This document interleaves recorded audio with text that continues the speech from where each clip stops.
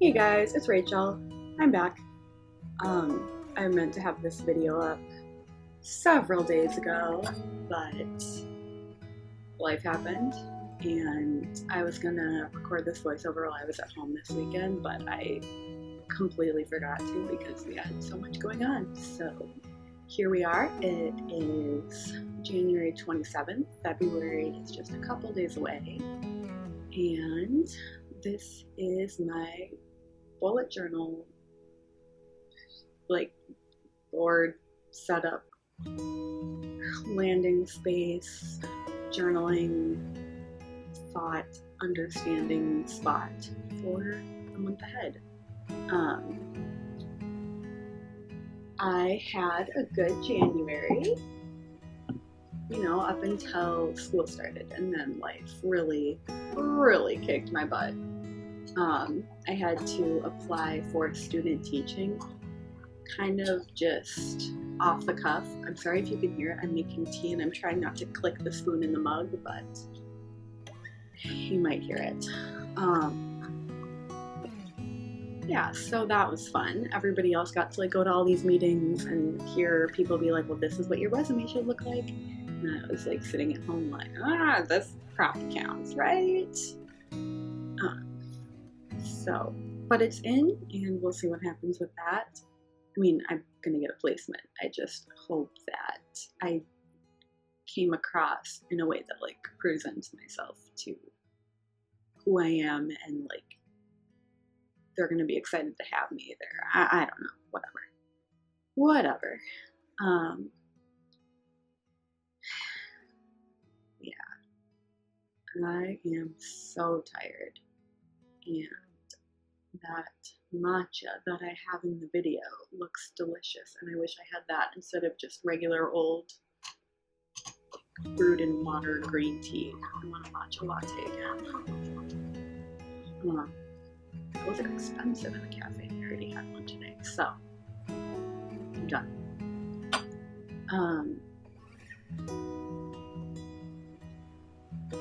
Yeah, so I had to apply for student teaching, and then I had to look into retaking a math class that basically I just had a really subpar professor in whose assessment style was completely ridiculous, and he basically penalized everybody for it, including me. So I did not get the grade that I needed to go on, even though I knew the material. So basically, despite my best efforts to the contrary, I was told that I could not be assessed by somebody else. I had to go retake the class for $866 at a different online school.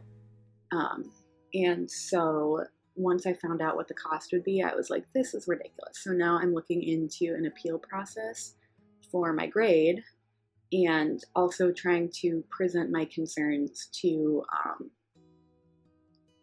the academic dean, because the head of my department didn't really care to hear what I had to say. She didn't really seem to want to do anything about it, so I had to go up a level and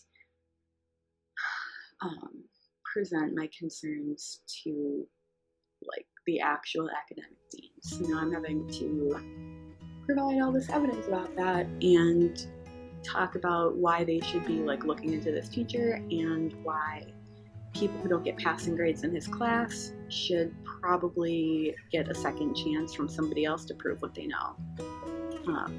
and I'm really frustrated because, like, I'm just a student. I have other classes. None of this should be my job to tell them. But I am. And, I mean, you see my little question marks there in the chimney fog of the house I drew, and at the very beginning of the video. And basically, I feel like ever since school started, I've been kind of wandering around in a little confused fog, like, why are things this way? What can I do to make them better? How do I stay afloat? I mean, if you watch my videos, you probably heard me talk about this in my last one, but I was able to grow and heal a lot from a lot of the stuff that happened with my surgery and stuff while I was abroad. But I did not get to kind of heal from my academic trauma throughout high school. And just in general, the way that I've always heard about school as this thing that you're supposed to give everything for, whether it damages you or not. And I was kind of hoping that I could go back and be better, but it's just a lot of the same,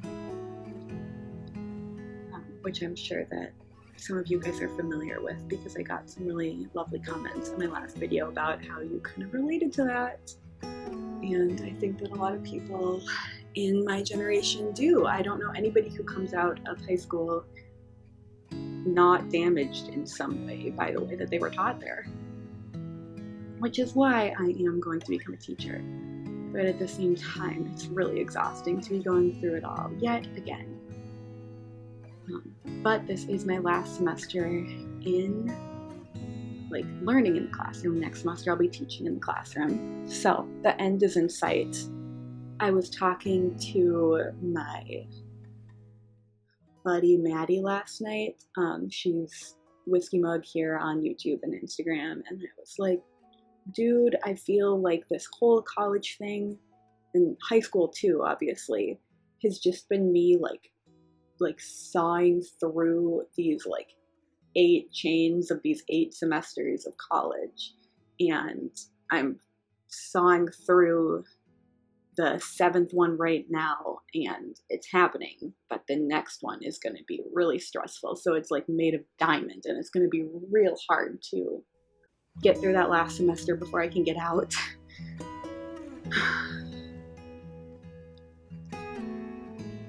Because my professors have been talking about how, like, student teaching and how all of them are getting sick, and that's ridiculous. You can't come into school sick, but you can't stay home either, so all you could do is not get sick. And it seems like that's the whole attitude surrounding it, which I, like, fundamentally object to. Fighting against stuff like that is why I want to become a teacher, so it's really discouraging to hear the people that are going to be in charge of me saying it. Like, I mean, because being sick is something that you don't really have any control over. One of these same professors last year, I had to go to the emergency room, and she still docked me for class and was like, if you have 3 absences, you have to drop the class, which is super fun and fresh, obviously. Because it's really not reasonable to penalize people for things that they don't have any control over. Both my math and science ped teachers were mad at me this week because I missed Tuesday, because my mom had an arm surgery because she broke her arm really badly, and I stayed home to help with all that. And they were like, well, just don't let it happen again. And I was like, well, actually, I'm not sorry, and I made the right decision, and this isn't something that anybody could have controlled. And yeah, so right now they have this program to get more people in the door of our education department, and by having us, the students, tell them about like how great it is, and I just don't really have many nice things to say right now.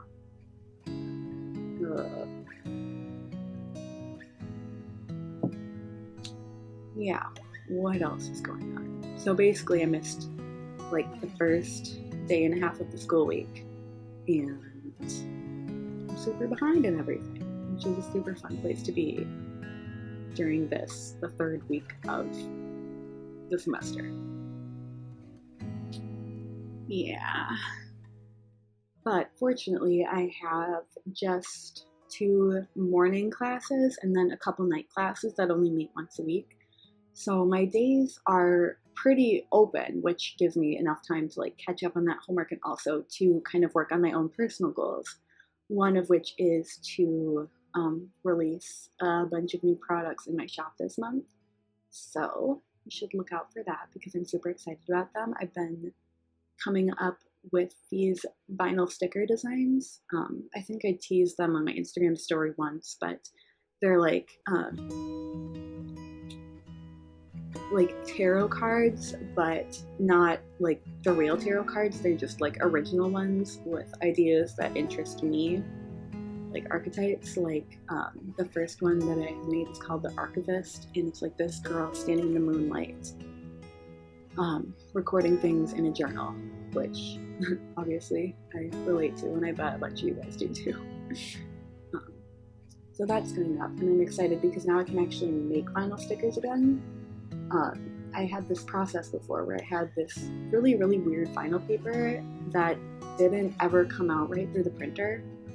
So now I ordered some new paper, or vinyl, I guess, not paper, and some new laminate that I hope will be easier to work with, and I'm excited to get back to producing stickers. I'm hoping to have that Archivist one up this week, plus my... what is it? What am I talking about? I don't know. There was something else. Oh yeah, and I want to like draw more stickers because I have like 2 other ideas, and then I have another one that's technically up, but I haven't like announced on my Instagram yet. So hopefully all that will go well, and I'll be able to, put more work into my shop, grow that, make some more money off of that, and just kind of do all of the fun creative business things. Yeah, so that's the upside of this schedule, is that I get to do have some daytime time to myself. I get to have some daytime time to myself. Yes, that's it. So that'll be fun. I basically wrote on that little square how just confused and weirded out I was being back in school after being abroad, especially being back in an American school where they kind of view learning in a very different way than they did in my international school in France. A way that, in my opinion, is substandard to the approaches that I got to see while I was abroad.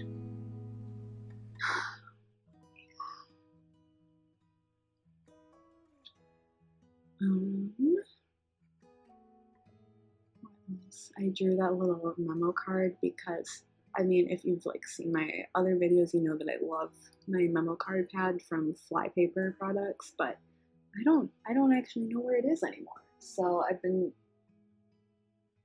trying to find it, but in the meantime, I decided to just draw one straight on the page, and it turned out pretty cute, actually.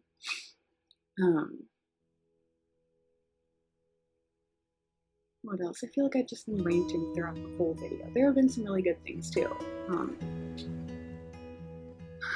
I've been, back home with my family, my little brother, my little sister. She's being a real teenager-y. Pretty difficult to figure out sometimes. My puppy, it's Cora's first birthday on January 21st. So she turned 1 year old, and it was super cute. I put a tiara on her, and she hated it. It was great. We also put up little bows all over the basement because over Christmas we discovered that she loves snatching the bows off the top of presents.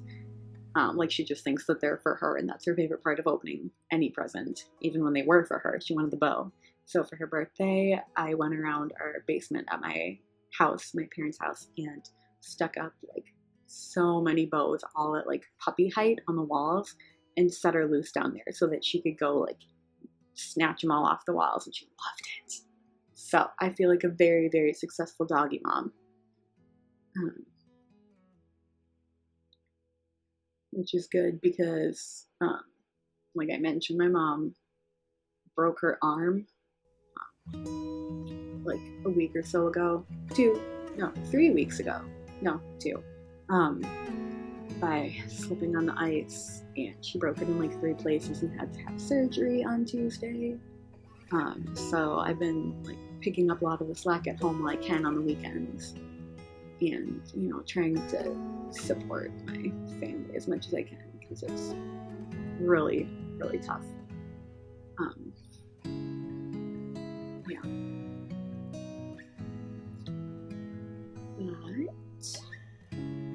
But we're getting through it.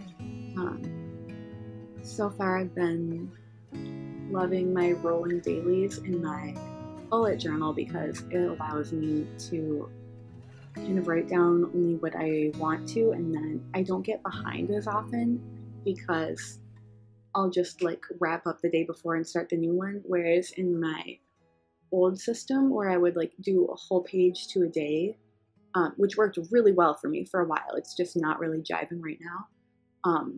I would like fill all of the like space on the page with either like printed photos or journaling or like drawings or stickers or whatever, which was fun, but it meant that I got behind so often because it's a lot of space to fill out. So the rolling dailies have helped with that a little bit because I can just kind of like jot down what I need and leave out the rest, and I don't feel like I'm wasting space. Because these bullet journal notebooks are kind of expensive, and I am not about like wasting that paper. I know that several of you have asked me like why I've used Leuchtturm notebooks in the past. This one is a Moleskine, which it seems like you guys disapprove of even more, because like the paper quality isn't as good as the Archer and Olive and all that stuff. But I mean, to be honest, the answer with you is that for me, the paper quality is like just perfectly fine for what I need. I don't actually really like notebooks with super thick pages, which I found out with my minimalism art one that I used for the first half of 2019, because they get so thick and so heavy to carry around. And you guys know I have like major back issues, so anything heavy is like, it really has to earn its place, and it doesn't.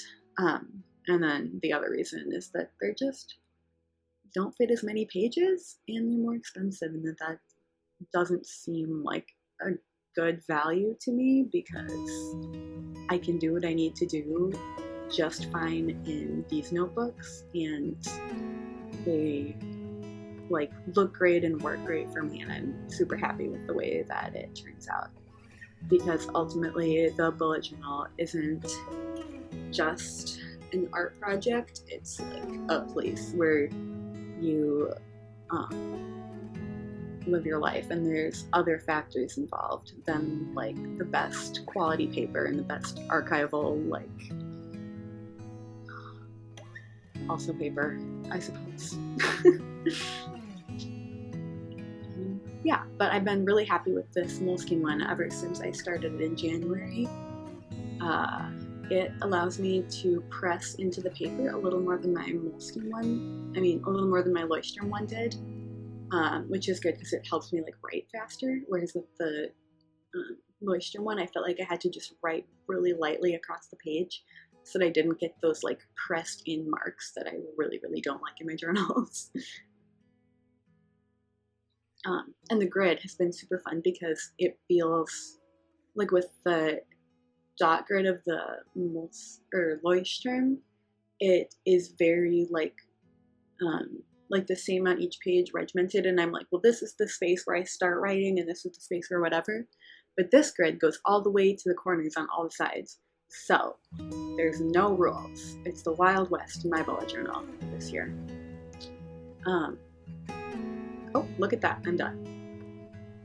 I'm sorry, I hope that this voiceover wasn't too negative for your tastes. I'm just really going through it at the moment. And oh, there's the bow princess. And just kind of working through some stuff.